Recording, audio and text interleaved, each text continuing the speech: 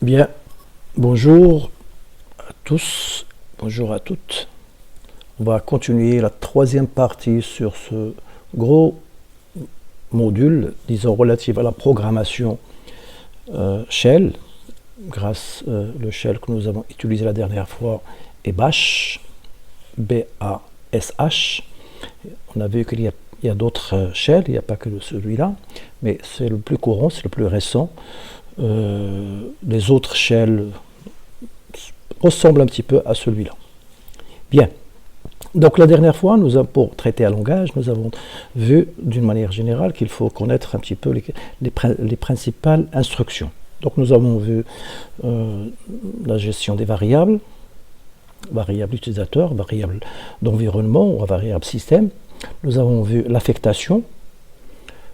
Nous avons vu la lecture grâce à read. Nous avons vu l'affichage, c'est-à-dire pour sortir. Et donc il y a le fameux echo. Nous avons vu également, mais avant ça, nous avons vu également printf. Donc disons qu'il y a plusieurs moyens pour faire la majorité des instructions, enfin la majorité des instructions de programmation. Vous avez plusieurs moyens pour les faire.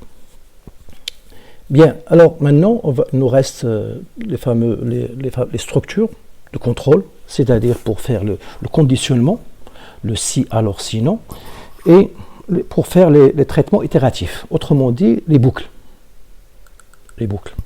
Donc pour une fois, on va démarrer un petit peu par les boucles.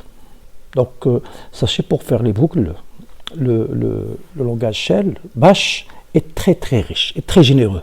Il vous offre plusieurs manières et plusieurs façons de faire, j'allais dire même plus que C. Vous avez vu le langage C, il est très riche, bien sûr, bien évidemment, mais vous allez voir qu'ici, on va voir que votre Shell vous propose plusieurs manières de faire les traitements itératifs, c'est-à-dire les traitements qui se répètent. Donc une boucle ou un traitement itératif, comme son nom l'indique, c'est quelque chose, c'est un traitement, voilà, c'est un bloc. Donc la syntaxe générale, elle est comme ça, enfin la première forme, c'est comme ça. Var for une certaine variable qui va prendre des valeurs. Ces valeurs sont des paramètres que vous allez donner. Et tout ce qui est entre do et donne, ça va être répété autant de fois qu'il y a de paramètres. Donc voilà la forme générale. Je ne vais pas me tarder là-dessus, vous allez voir qu'avec ces exemples, vous allez comprendre mieux et très bien, que j'espère. Donc voilà un petit exemple simple ici. Je vais le copier. Enfin, on va le lire et le copier. Voilà, je le copie. Donc je commence par le shebang. Hein, ça, vous l'avez tous compris, c'est nécessaire. On est au début du fichier, un dièse, point d'exclamation à côté. Et ensuite, vous indiquez l'interpréteur. C'est-à-dire, là, en l'occurrence, c'est bash qui se trouve sur bin, qui lui-même se trouve sur la racine. Et voilà cette première boucle. Donc, for i, do, il va faire ce bloc. C'est-à-dire, voilà les instructions qui vont se répéter autant de fois qu'on a donné de paramètres. Bien, donc on a copié ça. Je vais aller à mon éditeur éditeur de texte. Je vais prendre celui-là. Alors là, il y a déjà des exemples. On va créer un nouveau document. Je copie. Je vais choisir, pour avoir la coloration et profiter des possibilités qu'offre le Gedit. Donc voilà, je fais une indentation pour permettre que vous voyez bien les choses. Et, ces manières-là, je vous les conseille de les faire. Souvent, essayez de faire indentation, ça permet que la lecture du programme soit visible. Et on va essayer de la tâche lorsqu'il y a des erreurs. Donc voilà, le shebang, il est là. For, j'ai pris une variable, ij, n'importe quelle variable, do et donne. Et entre les deux, j'ai fait deux instructions simples que nous avons déjà vues, à savoir qui permettent d'afficher, donc des sorties. Donc echo, $i, et il va nous afficher un message. On peut mettre ce qu'on veut donc entre ces guillemets. Je vais vous montrer un petit peu les différentes syntaxes de echo tout à l'heure.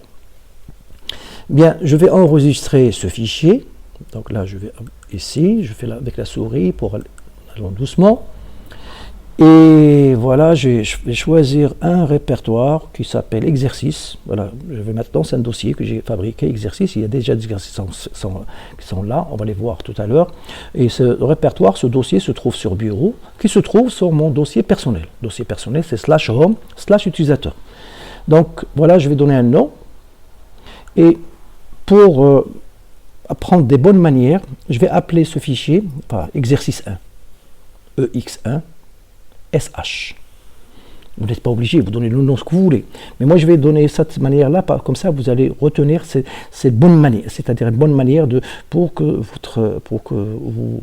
ça vous facilite la tâche, et en même temps, vous saurez toujours, sans ouvrir le fichier, que c'est un fichier que vous avez créé qui contient du shell.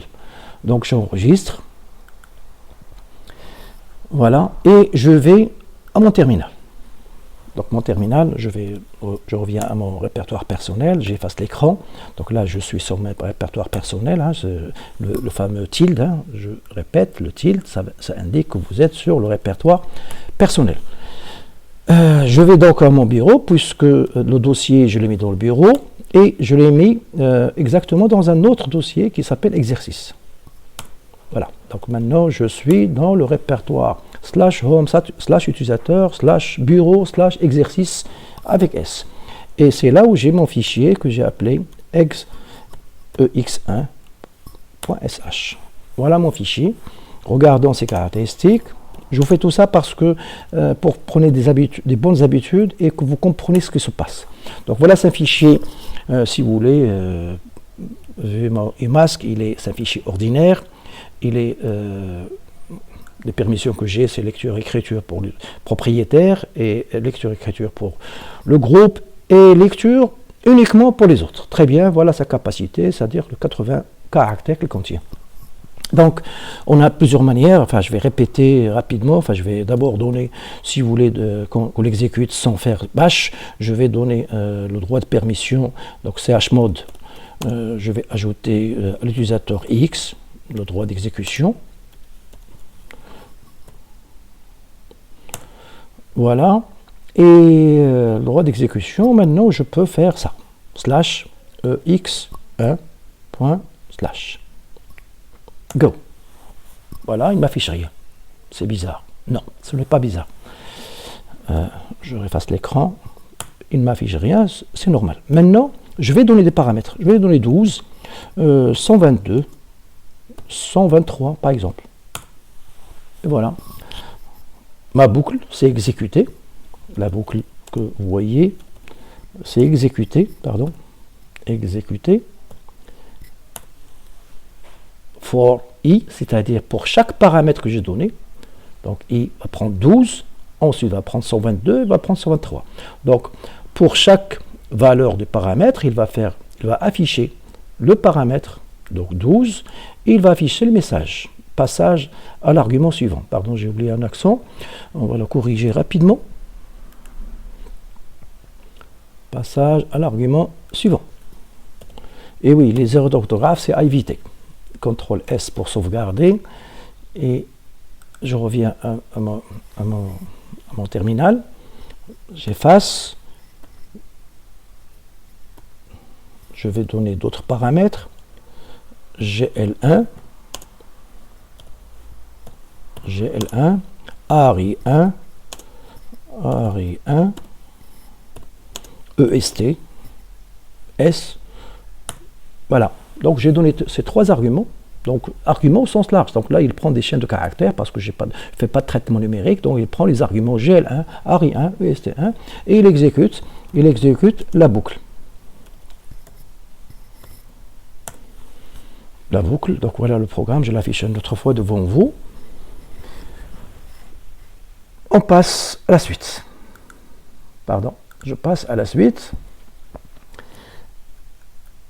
Donc, en même temps, je vous donne un petit exercice. Voilà, vous avez compris cette première façon de faire les boucles.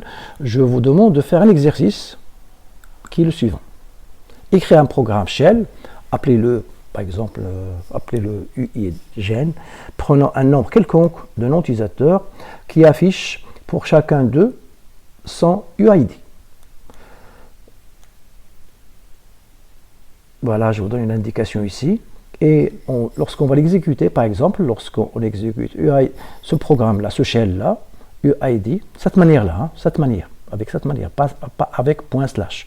Respectez respectez la question, en même temps l'exemple.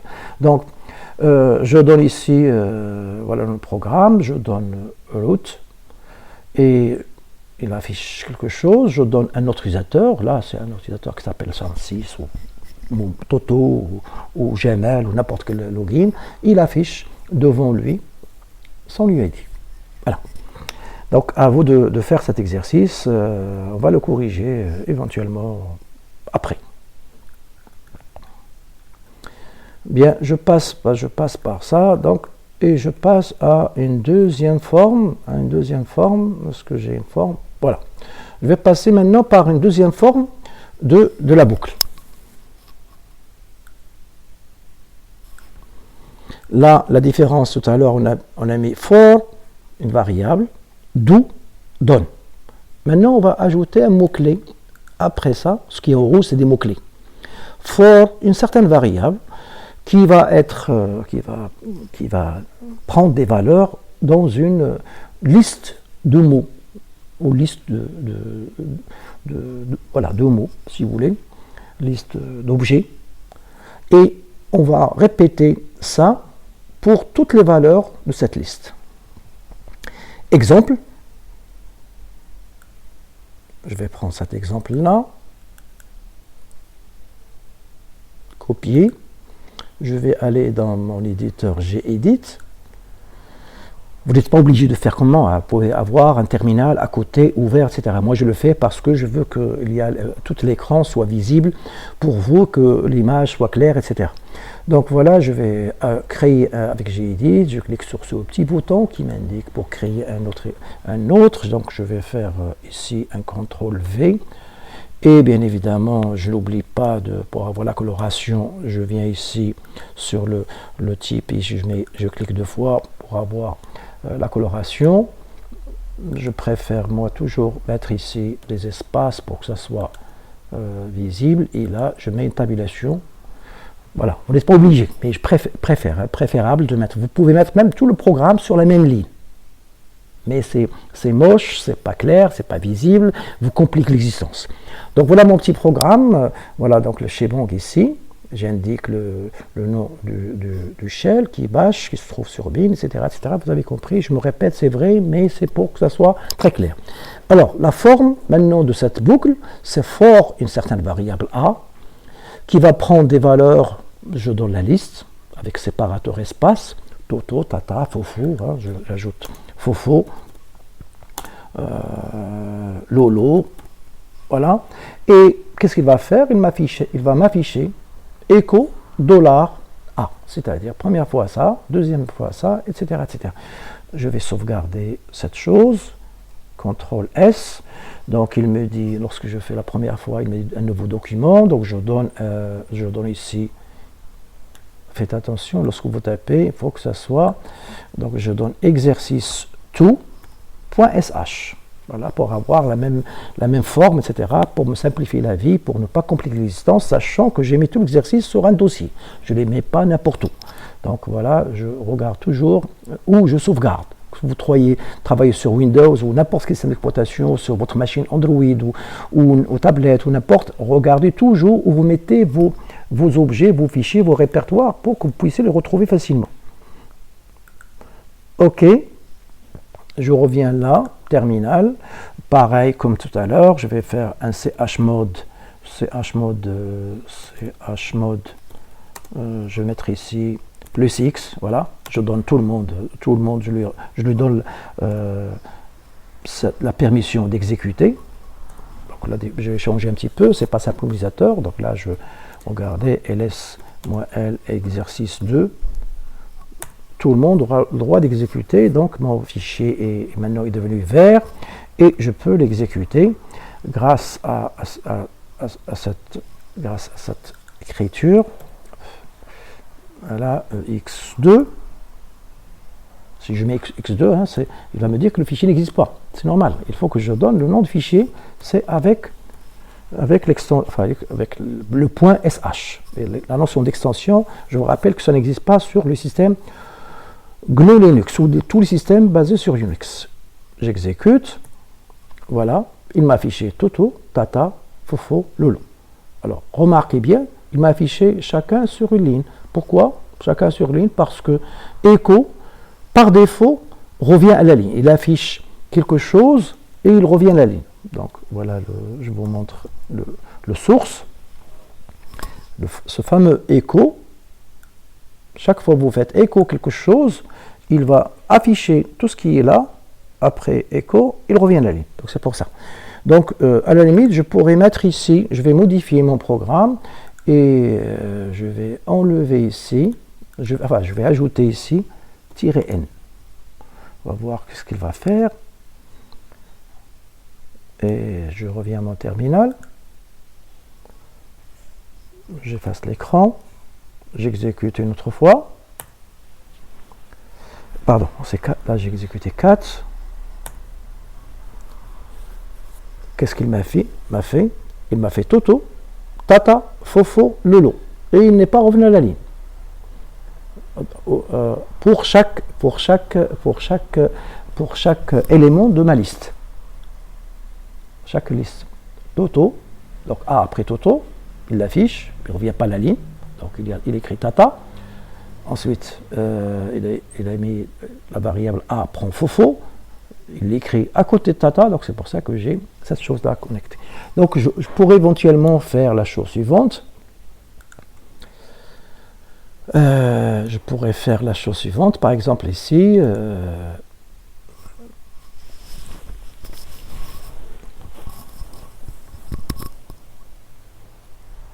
Chaque fois qu'il tape quelque chose, on va mettre ici un guillemet.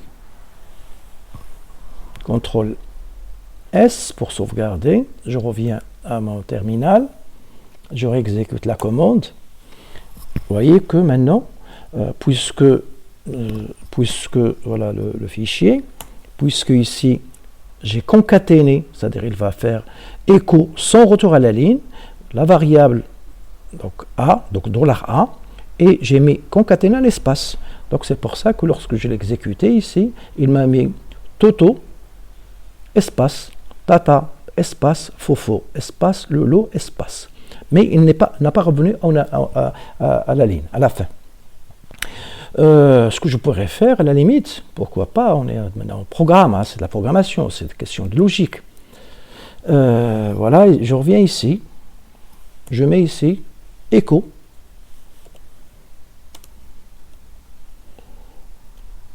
Écho. Voilà, espace, pourquoi pas. Alors remarquez ici, il y avait là c'est pour ne pas revenir à la ligne, pour lorsqu'il va afficher chaque variable avec espace à côté. CTRL S pour sauvegarder, je reviens à mon terminal, je vais exécuter une autre fois. Pardon, j'exécute, là c'est le 4, je lance l'exécution du programme. Et voilà. Donc là, vous avez remarqué que lorsqu'il a affiché le lot espace, il revenait à la ligne. C'est pas comme avant.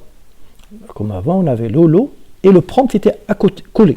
Là, la différence, c'est que il a affiché le lot espace et il revient à la ligne. Et par conséquent, j'ai le prompt qui est affiché ici. Très bien. Maintenant, on continue.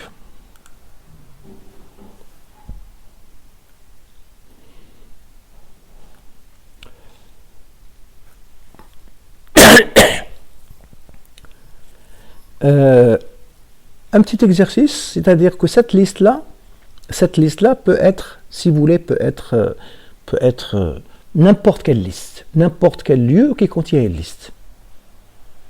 Par exemple, n'importe quelle liste. Alors, je vais maintenant revenir à les mêmes exercices et je vais modifier, au lieu de mettre maintenant Toto, Tata, etc., je vais mettre le nom d'un répertoire. Home / mon répertoire personnel. C'est-à-dire, la variable A, va prendre les valeurs de tous les objets qui se trouvent dans le répertoire /home/ le nom utilisateur. Et je vais exécuter ce programme-là. CTRL S, je reviens à mon terminal, effacer l'écran, je fais un 4 pour que vous voyez le fichier, je lance le programme une autre fois. Alors, qu'est-ce qu'il m'a affiché? Ici, il m'a affiché in, c'est-à-dire il a pris ça comme une variable. Si je fais maintenant étoile, l'affiché, c'est-à-dire il a considéré ça comme cette chose-là, /home, etc. Il l'a pas pris comme répertoire, mais il l'a pris comme un élément de la liste. On va sauvegarder.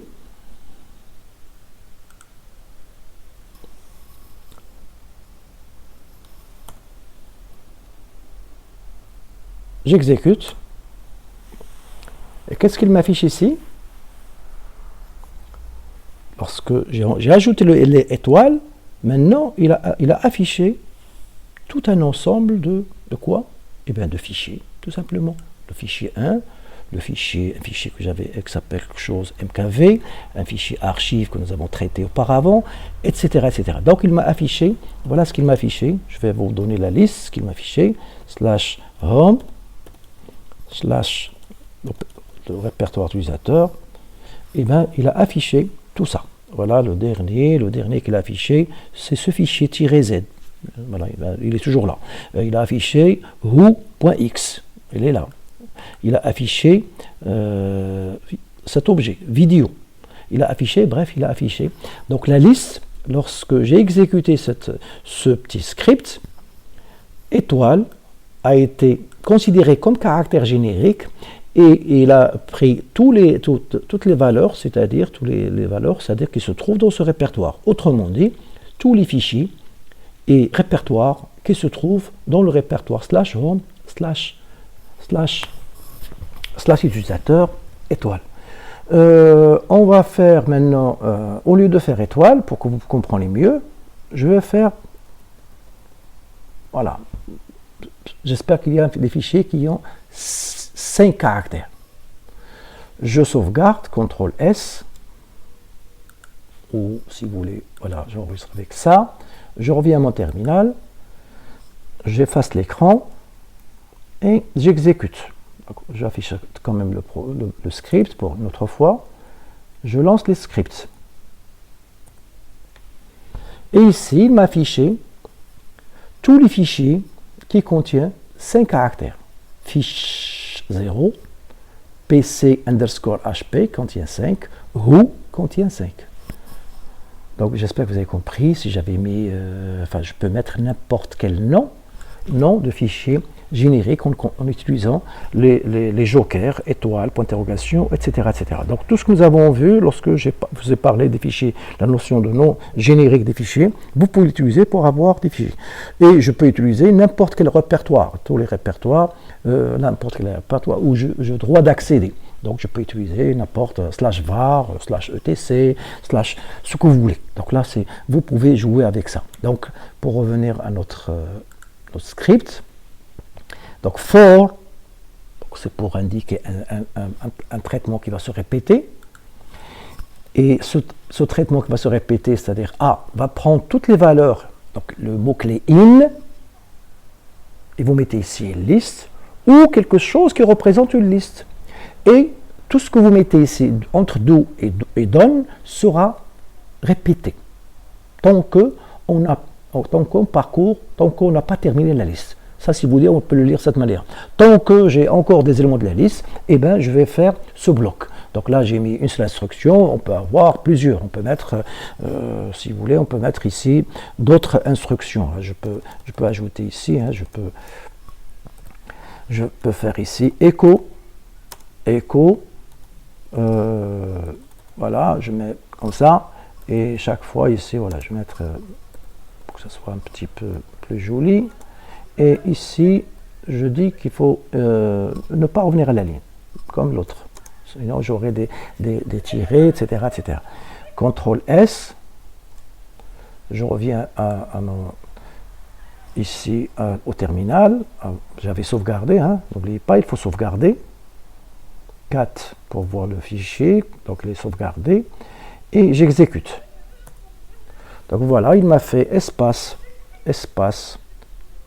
3 tirés, espace, le nom de l'objet, espace, 3 tirés, etc., etc. Il m'a affiché les 3 éléments de ma liste. Et là, je peux le faire sur n'importe quel fichier.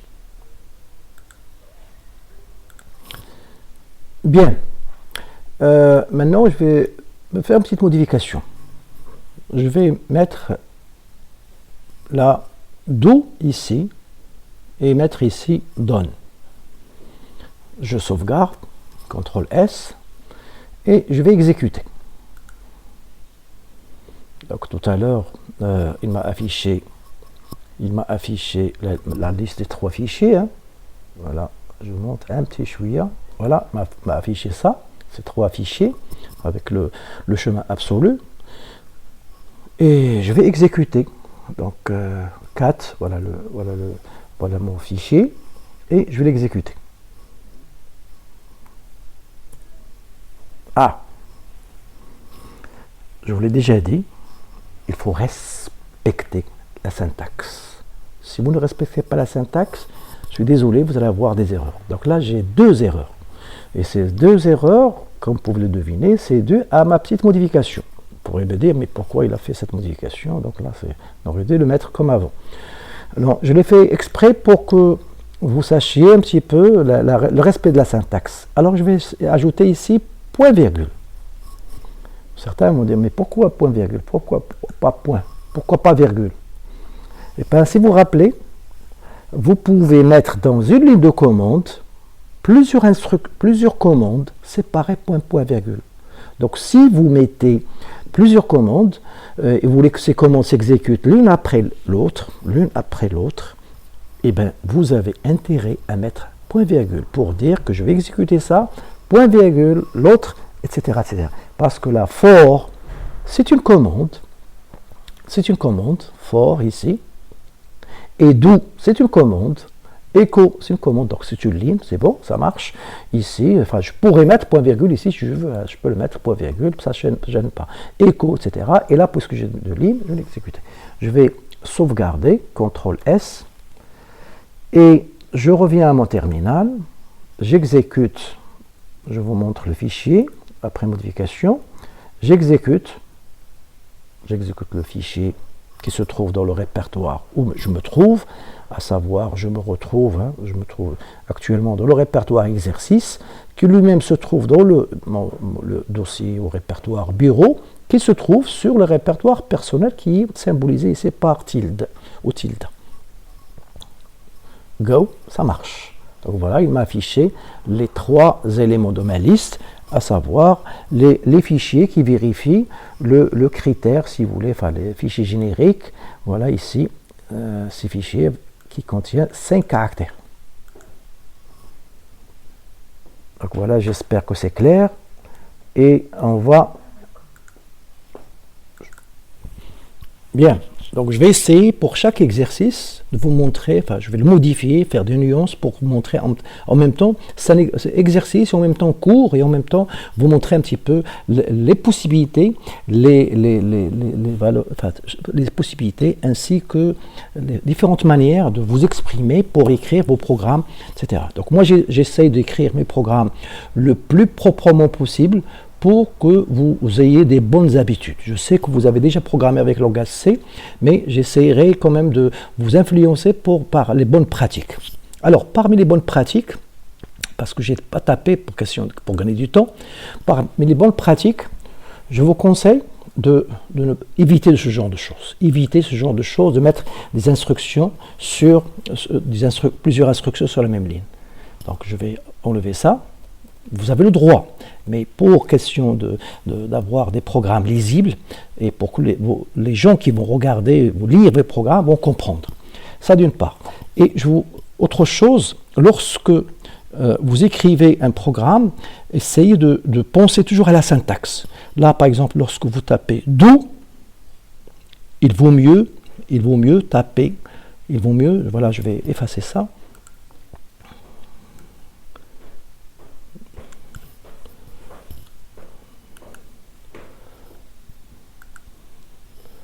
Lorsque vous tapez do, je vous conseille, lorsque vous tapez do, voilà, je vais l'effacer. Hein.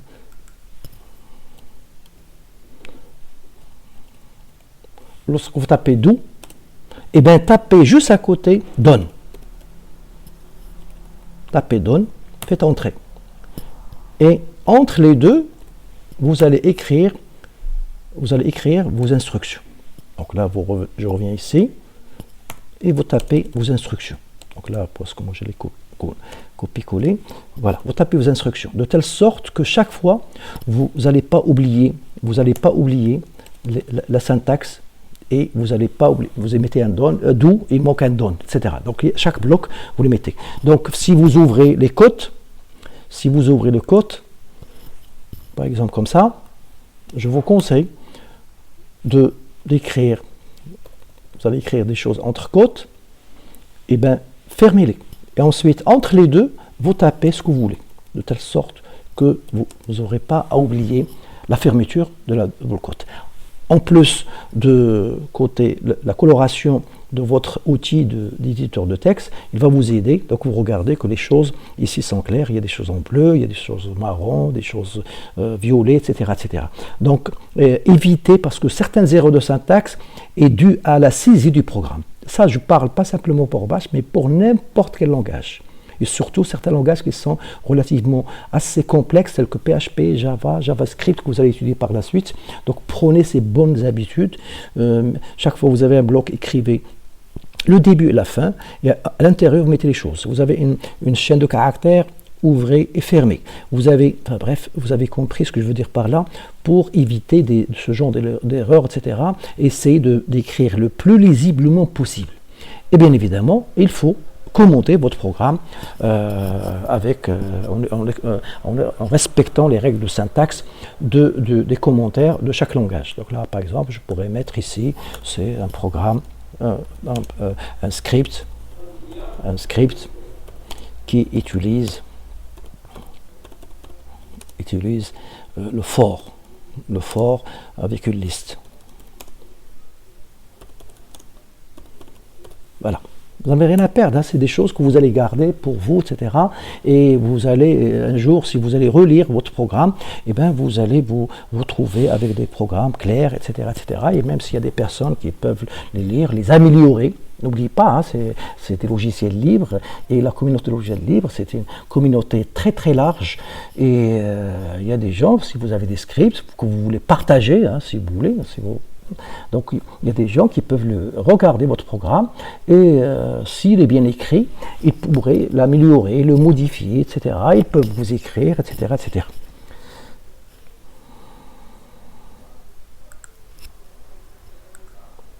Bien. Donc, qui dit structure de contrôle, dit des boucles, mais également le conditionnement. Donc maintenant, on va voir un petit peu, je vous donne ici dans ce slide, la syntaxe générale d'une commande de conditionnement. Donc je répète que le conditionnement, c'est une structure qui existe dans tous les langages de programmation. Quel que soit le langage de programmation, vous allez trouver toujours cette forme-là. Cette forme qu'on appelle le conditionnement, c'est-à-dire condition. Si certaines conditions, alors faire des choses, sinon faire des choses, etc., etc. Donc la forme générale, si vous voulez, vous l'avez ici. Donc la commande interne, donc c'est une commande interne, c'est pas externe, il n'y a pas un fichier qui s'appelle if, il est interne au shell, implémente le choix alternatif, c'est-à-dire faire ce qu'on appelle le conditionnement, c'est-à-dire on exécute des choses, on a des choix.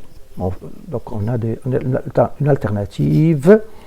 Donc la syntaxe c'est if suite de commandes. Donc là sur le document c'est pas indiqué condition, mais vous allez voir que c'est une sorte de condition assez générale, beaucoup plus générale que dans certains langages. Donc if une commande, then vous faites une suite de commandes, c'est-à-dire commande 1, commande 2, commande 3, commande 4, plusieurs. Hein. C'est-à-dire après then, vous pouvez mettre plusieurs commandes.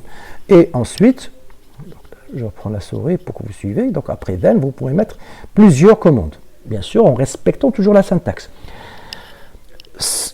Sinon, si, ça, vous l'avez, je crois que ça existe également dans C, dans pas mal de langages. Sinon, si, une autre condition, et voilà, si vous voulez mettre dans la même ligne, point virgule, vous pouvez mettre, sinon vous pouvez mettre, sans mettre point virgule, vous revenez à la ligne, vous mettez then.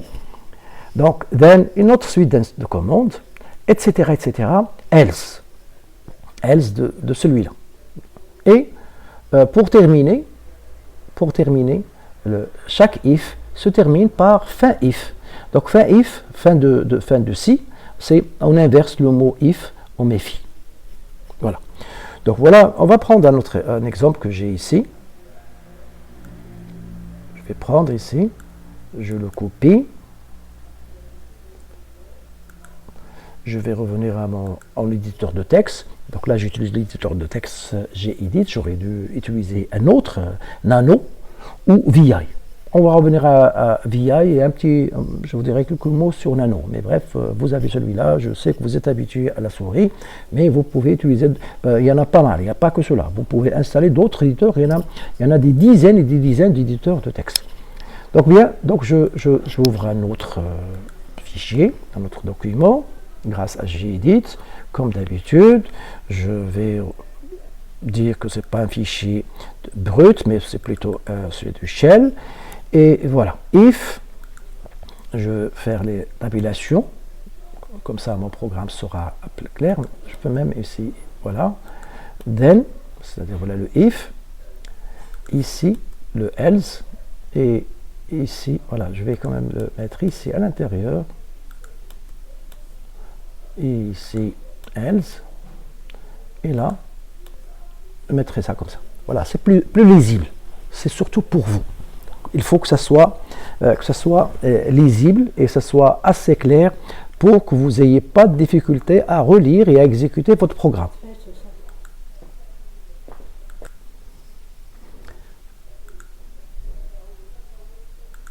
Je corrige, parce que la if, pour que ça soit plus clair, hein, if,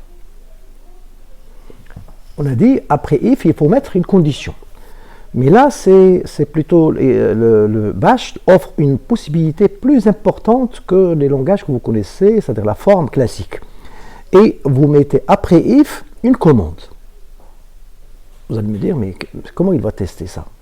Alors, voilà comment ça va tester. If, j'ai mis une commande. La commande, c'est quoi? rm, $1. Donc, $1, si vous vous rappelez, c'est un argument. Bien. Donc, il va effacer un fichier. Et en cas d'erreur, donc je reprends ma souris, voilà. Donc, les erreurs seront tous envoyées dans le trou noir, le fameux /dev/null. Bien. Mais comment cette chose-là, il va exécuter, c'est quoi cette chose-là? C'est pas une condition, il va exécuter. Et il y a deux scénarios. Le fichier existe, l'erreur va partir là, le fichier n'existe pas, donc il n'y a pas d'erreur, mais comment on saura que la condition est vraie? Donc là, si c'est vrai, on va continuer quand même, on va expliquer la suite. Donc si c'est vrai, on va dire afficher que le fichier qui était là a été supprimé. Désolé, il n'y a pas d'action, je vais le mettre par la suite, c'est pas grave. Sinon, afficher que le fichier, si cette chose-là n'a pas été supprimé. On verra ce petit anti-slash, etc. Alors, pour résumer et vous donner une réponse à votre question, toute commande, et on l'a déjà traité, toute commande a un retour. Donc si cette commande-là se passe bien, c'est-à-dire le retour de la commande se passe bien, et cette chose-là, on la trouve, rappelez-vous, on l'a vu, c'est $.interrogation. Donc si ça se passe bien, ça veut dire que si ça se passe bien, le retour est égal à 0, ça veut dire que le fichier a été supprimé. Sinon, s'il y a une erreur, n'importe laquelle, parce qu'on peut avoir plusieurs erreurs, plusieurs types d'erreurs, donc sinon, autre que ce cas-là, eh bien, le fichier ne sera pas supprimé. Voilà, on va l'exécuter, vous allez comprendre.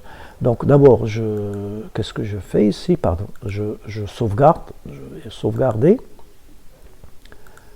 mon fichier, parce qu'il il a un nom document sans nom, je vais lui donner exercice 3, et comme d'habitude, je fais SH, OK. Et je reviens à mon terminal, et je vais exécuter devant vous. Donc tout d'abord, on va l'afficher. On va l'afficher, exercice 3. Bien.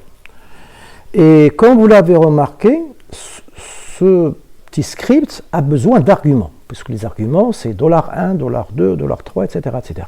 Bien, alors, je vais d'abord, avant de faire ça, il faut quand même, je fais un chmod, hein, j'ajoute le droit d'exécution à ce fichier, exercice 3.sh, et je vais créer un fichier, je vais créer un fichier pour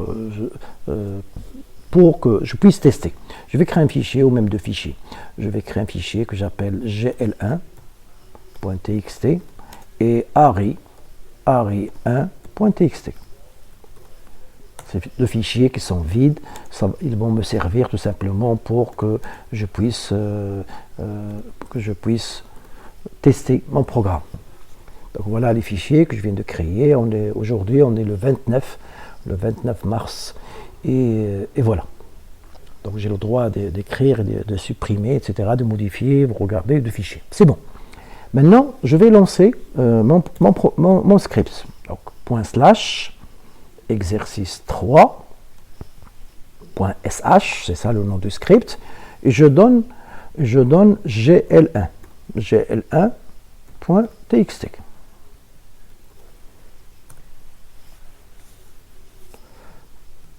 Qu'est-ce que je fais? Non, pourquoi je fais exercice 2? C'est exercice 3, hein, c'est exercice 3. Hein. Pourquoi je mets exercice 2? Ok. Donc je lance le script qui s'appelle ex3.sh, je lui donne le fichier que je viens de créer avec touch, qui s'appelle gl1, il m'a dit gl1 a été supprimé. Alors regardons, voilà, c'est vrai, mais il a effacé le fichier. Je vais donner maintenant un autre fichier, je vais exécuter une autre fois, et je vais lancer avec gl2. Je lance le script en lui donnant comme argument gl2.txt. Qu'est-ce qu'il me répond? Il me dit gl2.txt n'a pas été supprimé.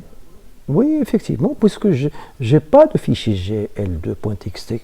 Regardez, lorsque j'ai mis ls-l étoile.txt, j'avais que array1.txt, joueur.txt. Je n'avais pas ce fameux fichier que je viens de mettre. Donc, mon script marche. Donc j'espère que vous avez compris. Je vais vous afficher le fichier, 4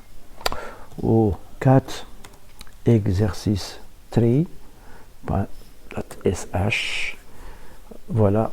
If rm $1, c'est-à-dire il va effacer l'argument. Si il va effacer cet argument-là, les erreurs elles vont toujours partir. Voilà un exemple très intéressant pour montrer à quoi ça sert d'utiliser cette redirection, c'est-à-dire des erreurs envoyées au trou noir, à nulle part. Parce qu'on n'a pas besoin des erreurs ici. On veut créer notre script, notre commande RM, si vous voulez. Autrement dit, ce script-là, qu'est-ce qu'il fait? Eh bien, tout simplement, c'est un script qui permet de supprimer un fichier. Un seul fichier. Vous donnez un fichier, vous donnez 3 fichiers, il ne va pas les effacer parce qu'il ne traite qu'un seul argument. Donc, ce script permet de effacer un seul fichier.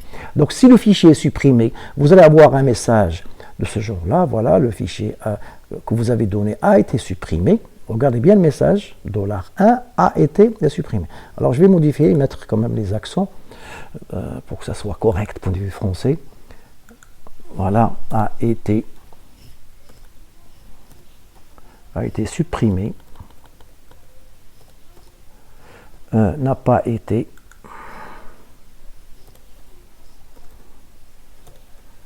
supprimé.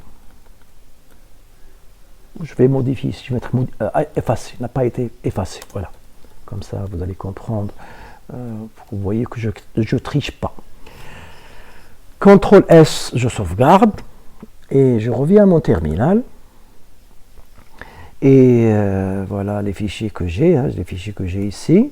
Je vais relancer cette chose-là. Et je vais lui donner maintenant ARI. Parce qu'on a effacé le fichier ARI1. On va donner maintenant...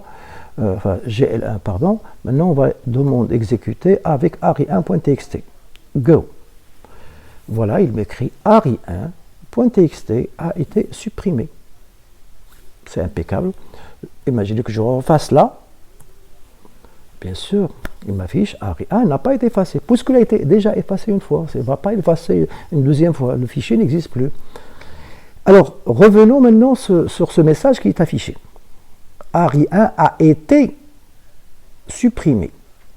Ici, ARI1 n'a pas été effacé. Surtout celui-là. N'a pas été effacé. Il m'a écrit N apostrophe A, etc. C'est-à-dire du bon français. Et ce bon français, bien sûr, ça coûte. Qu'est-ce que ça coûte?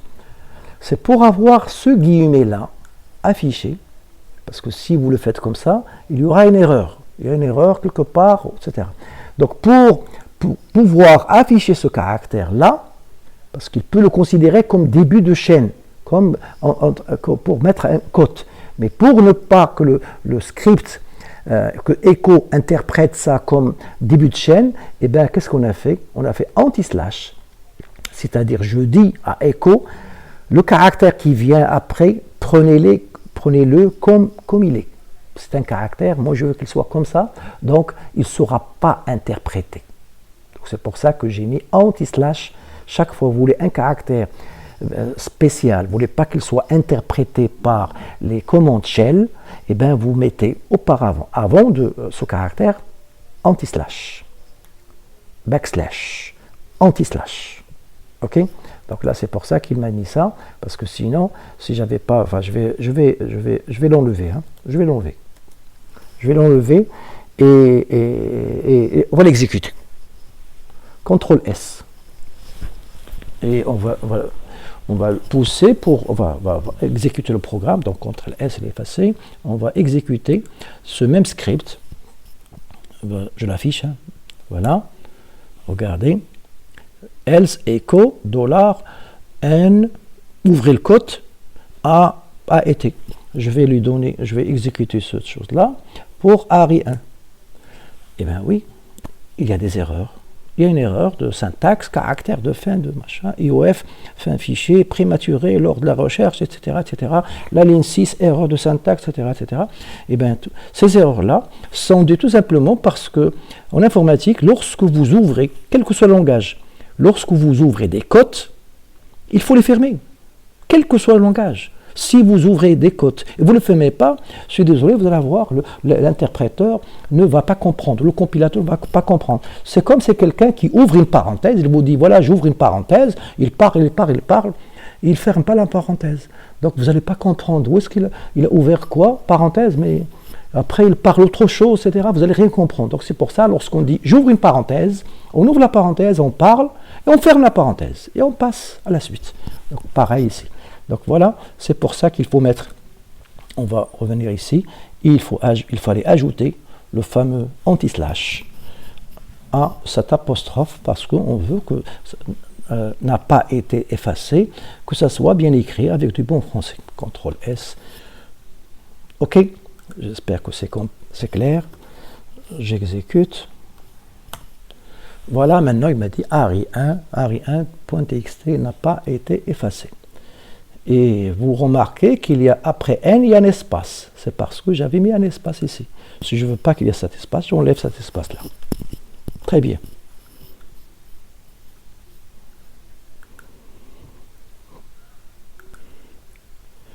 Bien. Donc, nous avons if, une forme presque générale, d'autres détails. Donc, un petit rappel que les mots clés, if, then, else, if et fi sont des mots-clés. Par conséquent, pour identifier une structure if, suivant le style langage C, etc., on pourrait écrire la chose comme suit. Donc vous pouvez écrire if, une commande, on verra qu'on peut mettre même une condition tout à l'heure, point virgule, then. Pourquoi? Parce que ça c'est une commande et ça c'est une commande. C'est comme ça que Shell interprète les choses. Donc là, après then, vous pouvez mettre dans la suite, ici, les commandes que vous voulez exécuter, else, etc. Donc si cette chose-là, ça passe bien, ça c'est vrai, une autre commande, then, et vous faites ça. Une autre façon de voir les choses, donc ce qu'on appelle ça, c'est les structures de contrôle, de conditionnement imbriquées. C'est-à-dire qu'il y a un if à l'intérieur d'un if. Donc tout à l'heure, nous avons vu qu'il y a if, etc. Then, ensuite, else if, une condition, etc. Donc c'est l'imbrication. Donc cette chose-là qui est là, vous pouvez l'écrire d'une manière plus correcte. Enfin, d'une manière, si vous avez la mentalité ou l'esprit de C, vous pouvez écrire if, une commande, enfin une condition, then, et else, if, etc. Donc là, ces deux choses sont équivalentes. Une autre façon de faire, pareil ici, etc. etc. Maintenant, vous êtes habitué, lorsque vous avez fait du langage C, lorsque vous avez fait du langage, vous allez faire Java, JavaScript, vous allez faire PHP, vous allez faire Python, etc., etc., après ce qu'on appelle conditionnement, parce qu'il y a condition. Donc, pour exprimer les conditions, vous avez cette possibilité. Il y a une commande, donc une commande composée, on utilise deux crochets ouverts, et on les ferme grâce à deux crochets fermés. Et on met ça. Donc, comment on fait ça? Donc, deux crochets ouverts, vous mettez la condition, une expression condition, c'est-à-dire une expression booléenne, et vous fermez avec double crochet fermé. Donc, pour ne pas trop baratiner là-dessus, nous avons vu déjà cette chose-là avec la commande test, que on a vu, ça fait pas dans la dernière, mais je crois dans l'avant-dernière, c'est-à-dire, regardez la N-2. La vidéo N-2. Rappelez-vous, nous avons utilisé pour test-r, un fichier, -w, un fichier, -x, etc. Donc tout simplement, -r, c'est pour dire est-ce que le fichier est accessible en lecture.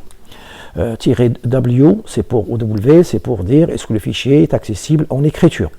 -x pour dire est-ce qu'il est exécutable, etc., etc. Donc voilà, je vais descendre, et voilà prendre un exemple. Voilà, un exemple que vous avez ici, un fichier qui s'appelle, enfin un petit shell qui s'appelle afic, dans lequel il y a, voilà, chez Bonk, test ici. If, double crochet, espace, attention, espace, -f.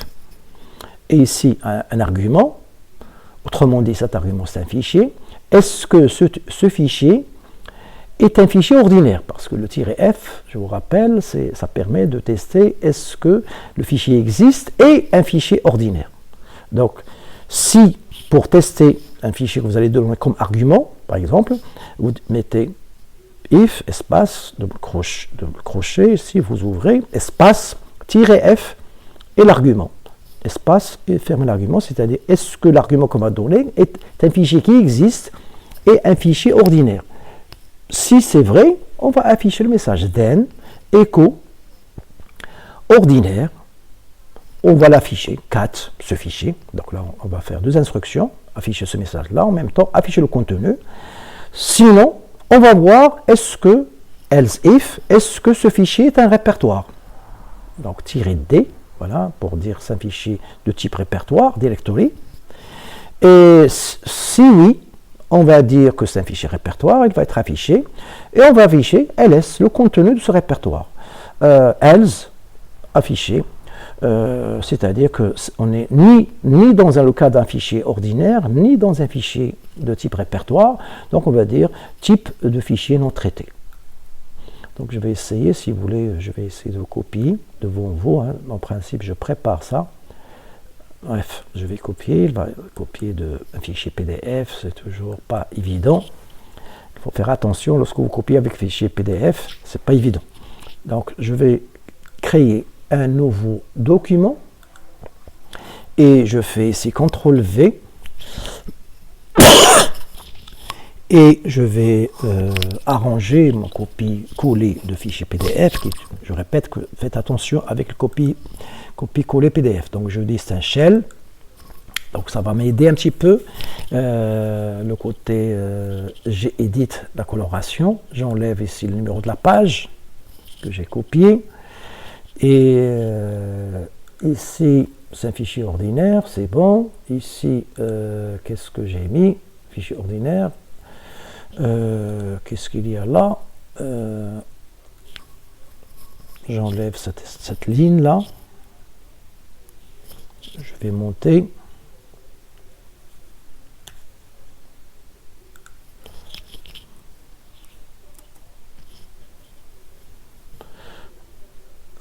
Je reviens au fichier PDF. Qu'est-ce que cette lecture, où est-ce qu'il est marqué? Pour marquer un petit peu que c'est pareil. Lecture. Ce lecture, je vais l'enlever. Ça n'a pas de sens ici.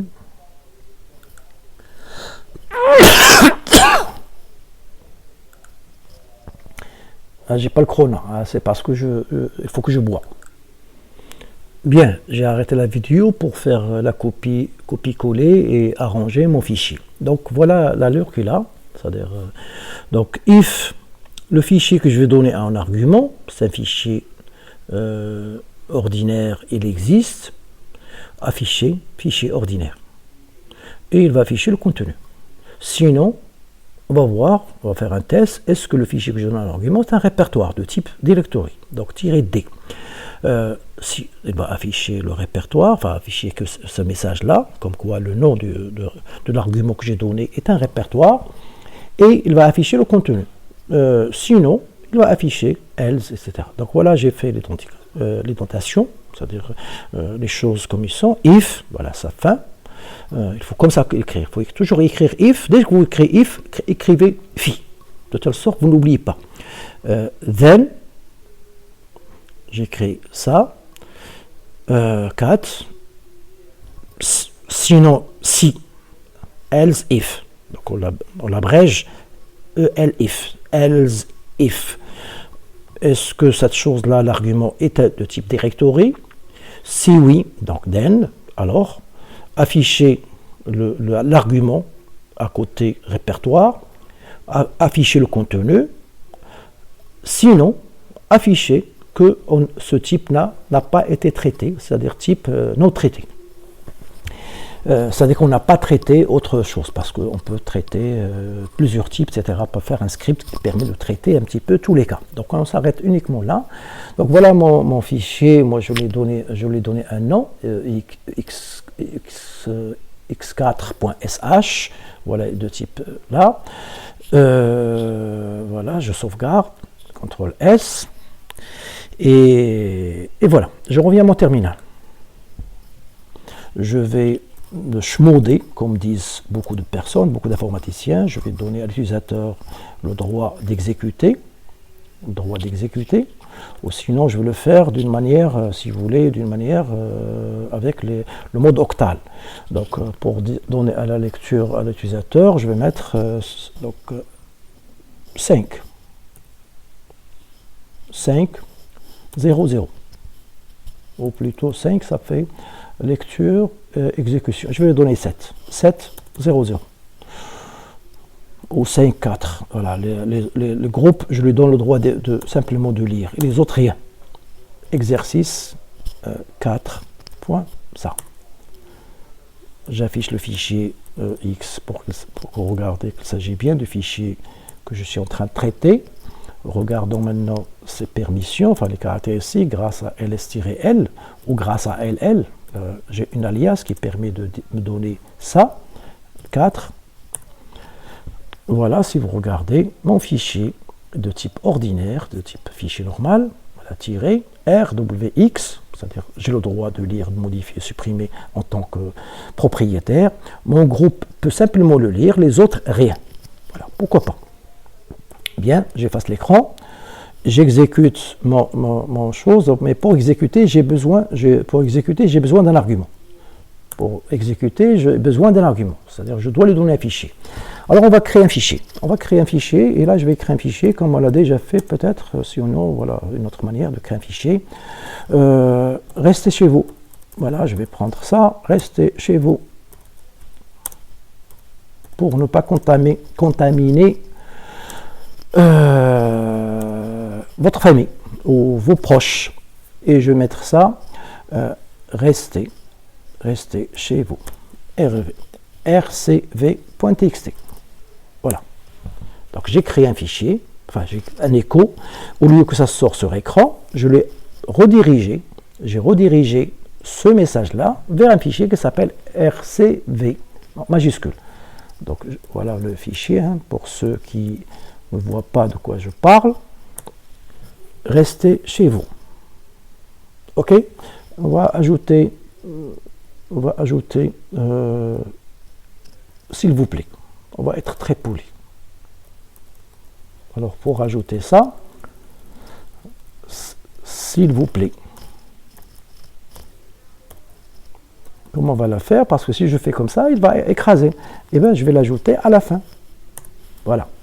Maintenant, si j'affiche le fichier, 4, restez chez vous, SVP. Très bien. Maintenant, revenons à nos moutons, on va exécuter, donc, exercice 4, pardon, voilà, exercice 4, comment j'ai appelé ça? Exercice 4, comment ça se fait? Non, il n'y a pas de point. Exercice 4, et je donne comme argument ce fichier. C'est-à-dire que le script que je viens de fabriquer, ce script-là, je lui donne comme argument le fichier que je viens de créer, à savoir le fichier rcv.txt. J'exécute, et voilà, il me dit que la réponse système, après ça, rcv de point fichier ordinaire. Autrement dit, le script a exécuté ce test-là, et ce test-là est vrai, puisque mon fichier que je donne argument, c'est un fichier ordinaire, et il existe, et il exécute donc le alors. Donc alors, il ne va pas exécuter le else if. Donc il sort, il vient là. Si vous voulez on va ajouter ici une ligne comme ça pour les comprendre. Écho terminé. Ou plutôt fini. Voilà, on va faire fini, afficher fini. Comme ça, vous allez voir qu'il a exécuté cette chose-là, cette branche, et il vient là. Revenons à le mouton. On va réexécuter le même programme, enfin le même script avec ce même argument. Voilà, il me dit que RCV est un fichier texte ordinaire, restez chez vous, s'il vous plaît, fini. Et maintenant, imaginez que je lui donne un autre fichier. Eh bien, RCV1, c'est un fichier qui n'existe pas. ls-l rcv1.txt, regardons s'il existe. Non, il n'existe pas. Donc c'est pour ça qu'il me dit ici, lorsque j'exécute un fichier qui n'existe pas, il me dit désolé, bref, RCV, c'est un type non traité puisque ça a été prévu par notre script. Voilà. Avec le if, etc. C'est pas un répertoire, etc. Si je lui donne un répertoire, bien évidemment, il va m'afficher le répertoire. Voilà, je vais l'exécuter un répertoire. Hein. Je vais lui donner, je lui donnerai quoi?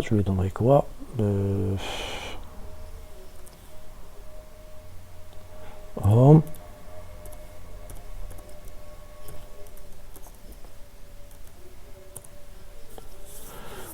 Donc, je lance le script maintenant. Ce script-là, on lui donne comme argument un fichier, mais de type répertoire. Donc, le répertoire Zanan, qui est un sous-répertoire de Home. Il me dit ici, voilà, ça c'est un répertoire. Il m'a affiché le message et il m'a affiché le ls, c'est-à-dire le contenu de ce répertoire que je donne. Donc, il a exécuté ça et ça. Il m'a donné le nom de l'argument, qui est le répertoire. Il m'a affiché que c'est un répertoire. Voilà, je mets répertoire, je crois c'est, etc. Et ls de cette chose-là. J'aurais dû mettre à la limite ls-l, il va m'afficher le détail. CTRL S, je l'exécute une autre fois. Effacer l'écran. Voilà, il m'a affiché la liste maintenant détaillée et en m'affichant auparavant, comme quoi il m'a affiché comme quoi ce répertoire que j'ai donné comme argument ici, c'est un répertoire.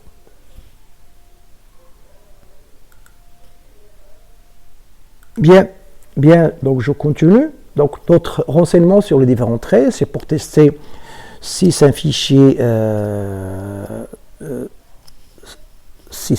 existe, si la taille est différente de 0, c'est -s,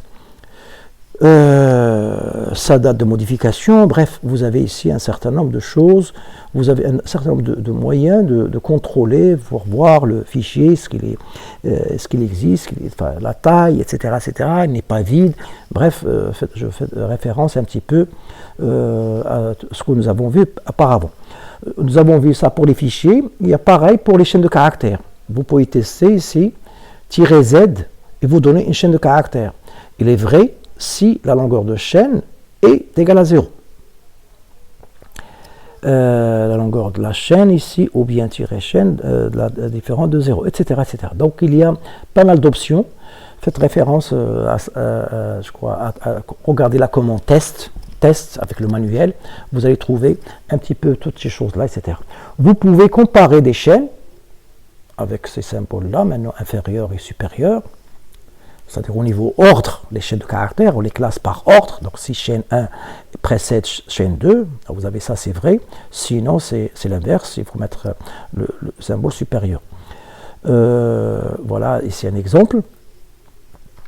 Pour tester l'égalité, c'est double symbole égal, correspond au même modèle, etc. Différent. Etc., etc. Donc je descends. Pour mettre la négation d'une condition, il faut mettre point d'exclamation, la condition. Point d'exclamation, ça veut dire note, négation. Pour mettre une condition et une autre condition, donc 2 est commercial, le fameux AND que vous avez sur C, mais dans d'autres langages, le AND c'est ça. Le OR, c'est double pipe. Pardon. Ici, donc, c'est vrai, l'expression n'est pas évaluée, etc. Pardon. Oui, avec une certaine nuance. Donc, je vais m'arrêter là, et en vous donnant un petit peu ces conditions, parce que on l'a déjà vu avec les commandes, puisqu'une expression condition, elle est considérée comme une commande. Donc, je traiterai ça la prochaine fois en détail. Oui, effectivement. Bref, vous avez ici des choses qui permettent de tester est-ce que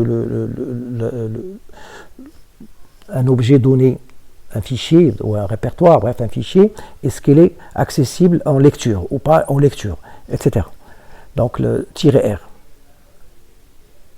Voilà, je m'arrête là.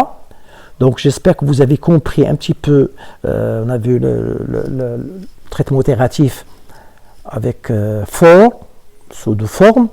On va voir encore d'autres formes, et surtout, je vous montrerai la boucle que je préfère le plus, c'est la boucle tant que, while. While, c'est la boucle la plus intéressante qui permet de faire des traitements itératifs avec une condition, etc., etc. Et nous avons vu bien sûr le conditionnement. Donc je vous dis à la prochaine vidéo. Je vous remercie et au revoir. Et bien sûr, restez chez vous.